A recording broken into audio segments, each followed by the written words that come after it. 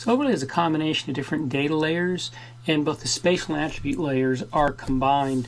And you require that these data layers be in a common coordinate system because they have to coincide in the way that you think about them coinciding. That is, like locations are in the same place from the two data layers. And you get one or several new data layers that come out of them. Now you have to be careful here in the overlay that you understand that the boundaries come from both layers and the attributes are generated from both layers. So you get all the attributes that are in A and 1 in this new A1 polygon. Same thing for B and 2 and C and 3 or C and 4 or C and 1. So you get these novel combinations of the data from the two sets. And you have to be careful because since this splits the geography, for example, this old C gets put into 3, in this case 1, 2, 3 different polygons. So data aggregated for this C may or may not be valid for your outputs. For example, if you had a count associated with C, for example, let's say there were 4,000 people in this polygon C, if it were a county boundary, that value in the population item, the population variable for C that said 4,000 would be copied here. So you'd have 4,000 for this polygon and this polygon and this polygon. So clearly the 4,000 people aren't in all. You didn't multiply the number of people by 3 to get 12,000 people.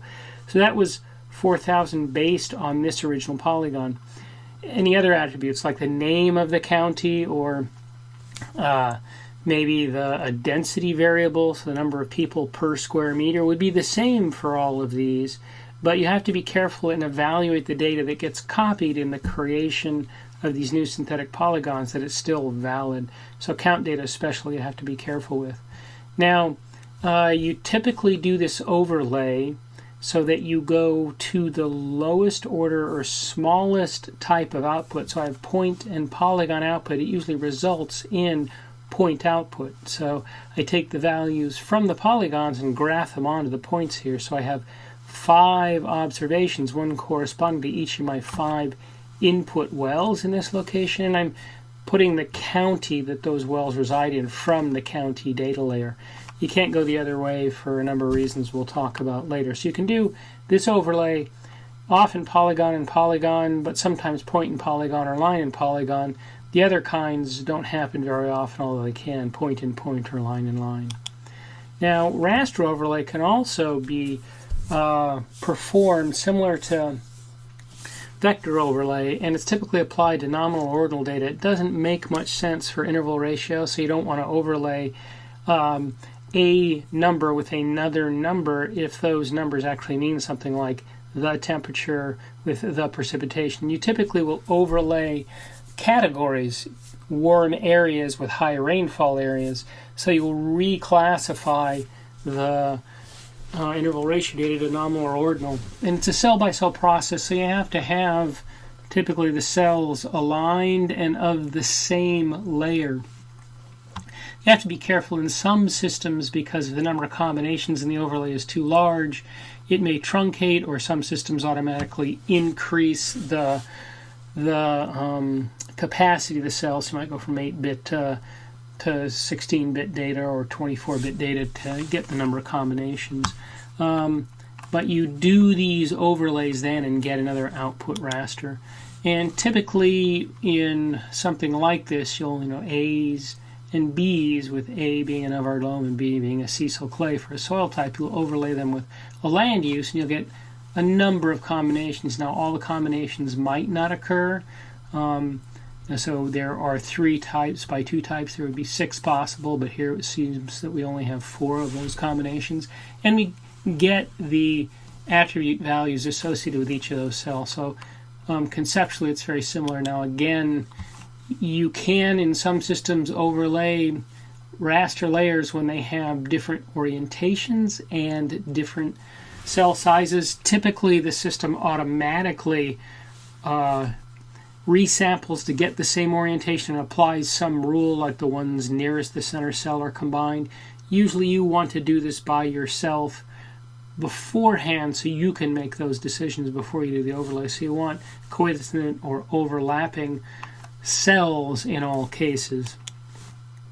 Now, the feature number almost always increases when you have overlay. So I have 2 polygons here and 2 polygons here, and I get 4 in the output. They don't always, we have coincident polygons in both, but typically it's a geometric progression. And you also get an increase in the number of attributes because you get basically the cost and class, and sometimes it takes the IDs from both, so it often will give you just the sum, but sometimes it's less than the sum. It may renumber them, so I only get 3 instead of 4. So there's 2 plus 2. It would give me 4 or maybe even 5. A new ID, the original ID for the class, the original ID for the cost layer, and then all those attributes. Anyway, the main shot is here is you get a number of polygons increasing and you get the number of layers. So if you overlay data a lot, you often get huge data sets. If you're going to do some aggregation, you typically will overlay and then dissolve if you want to aggregate to keep the number of cells and the number of attributes from growing too quickly. So in a lot of analysis, you'll see dissolves occasionally in the overlay. The topology is different. Vector overlays are often identified by line intersection points automatically. Intersecting lines are split. So there's this process that you go through to create new topology for doing the overlay. And you often have to be careful in making decisions about what you want that topology to look like. So often there are options to allow you to specify the kind of topologies you output. Again, you often take the lowest dimension of the inputs. So if you have point and polygon, it results in a point. And the reason for this is to avoid ambiguity. So here I have 3 points that are within an area of a polygon layer, and I might want to get attributes associated with these combined. So if I were to output a polygon layer, I wouldn't know which class value because all of them occur, so it would be arbitrary. I could take the values for a class from A or B or C and they'd all be equally valid. And we typically don't have multiple values for class 1, class 2, class 3. Typically what you'll do is you'll say, well, this is point and polygon, it has to go to point, and I take the attribute value, in this case the name of the county, and I associate that with each of the points. There's a diagram in the book that shows basically what this combination looks like. Now, these 2 kinds of overlays are almost never done, so this basically point and line overlays are almost never done. Mostly overlays involve one of these 3 where you have basically a polygon in one of the inputs. So we have polygon and polygon, line and polygon, and point and polygon. It's typically when you want to take the attribute values associated with the polygon and put them to a line location or put them to a point location. So we have to be careful that we're approaching this the right way, and remember that when we do these overlays, we go to the lowest dimensional. Sometimes when you're trying to do some analysis and trying to get point data into polygons, you have to think about what's the best way to do that if you have multiple points within a polygon. So some aggregation. Now there are various common types of overlays that we do.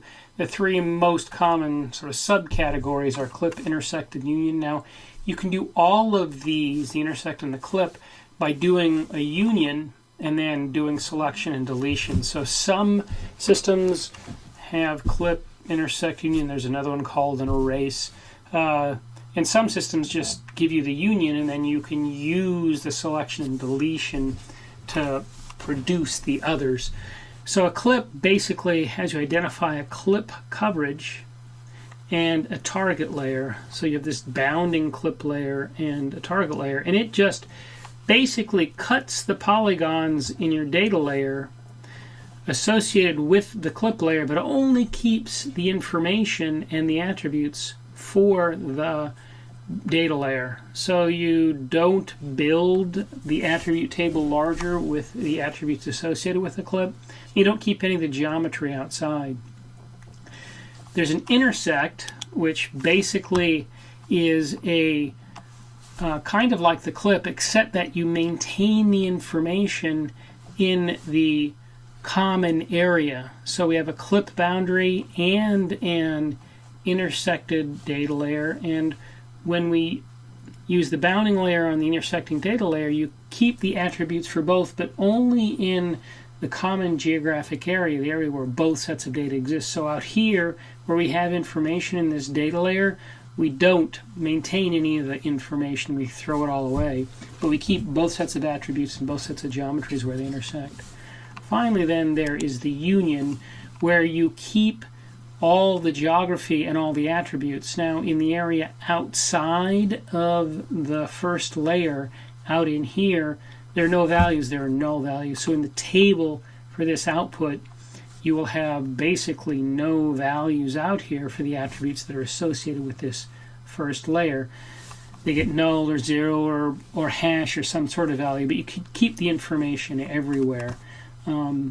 So you can get those variants as separate. Now sometimes you just want to clip. I have main data sets and I'm going to work on it for different sub areas, so I clip those sub areas out.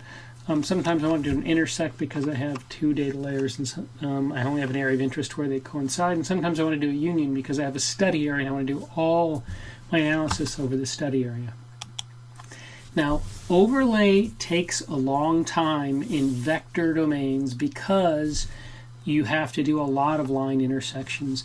Basically what you're doing in the overlay is you're seeing where the polygons overlap and creating new topology by putting intersections in and creating new polygons. And this takes time because there are literally hundreds of thousands to millions of lines in many data sets, and you have to do this intersection for all of them. Basically, it's just simple geometry. So you have an equation of a line. So here's one vertex, here's another vertex with the endpoints, and we have that for every vertex in the two layers.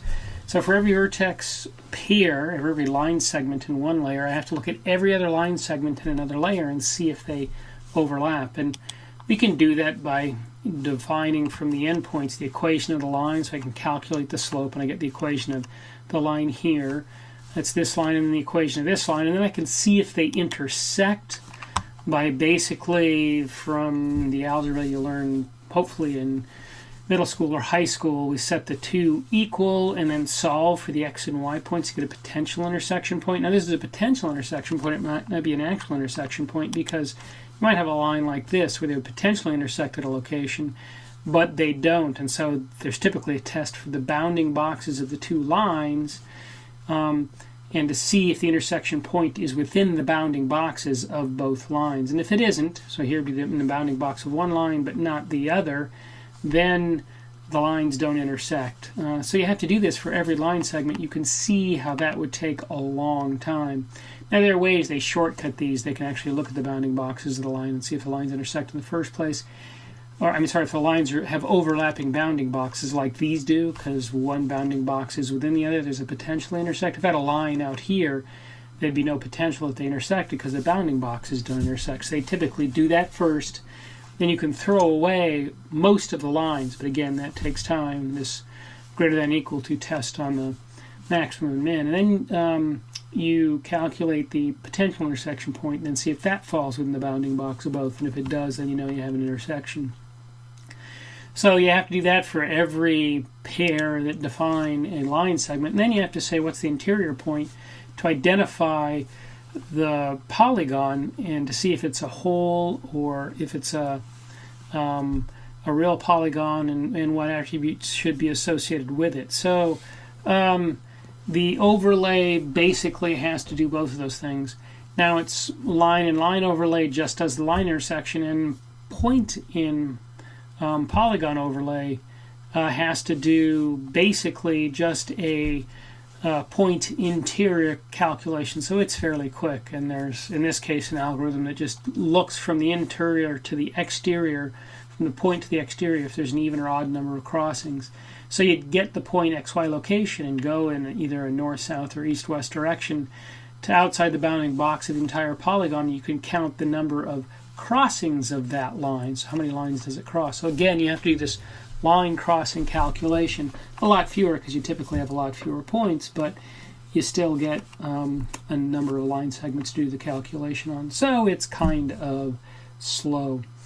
Now, vector overlay has this other thing that you have to worry about called sliver polygons, and this can really blow up the process. These sliver polygons are tiny, tiny polygons that come from lines that are supposed to represent the same feature but do so imperfectly, and they're often invisible at normal viewing scales. You'll look at the output, you won't see them because they're so tiny. They're on the order of centimeters to meters of difference when you're looking at data that are kilometers across. So you can't see them, but if you look at the table, especially if you calculate areas and sort by areas, you'll find that there are a large number of the polygons, and this really slows things down. So instead of 1 million polygons, you can have 3 million polygons. And they happen when you have this common boundary where the lines jump back and forth across each other. Every line is digitized with some level of uncertainty, and usually uncertainty is below what you care about. But the computer will save each point to these maddeningly large significant digits. When it does the overlay, it doesn't care that you don't distinguish the difference between them and there's a slight difference. It records it and keeps it. So these slivers occur and it generates the intersections, and these polygons are gaps between them. So usually we get around that by defining the common boundaries and copying one into the other. That's kind of tedious. Another thing we can do is use a snap, or the equivalent of a snap distance that we dealt with when we were doing digitizing, but rather it's this sort of distance below which we don't care. And if it finds then in the overlay that 2 points are within that distance, it just says they're the same point, moves one to the other. We can even in some systems identify which boundary, which data layer has the better points, and say that in the overlay move all the other vertices to this better boundary that we have.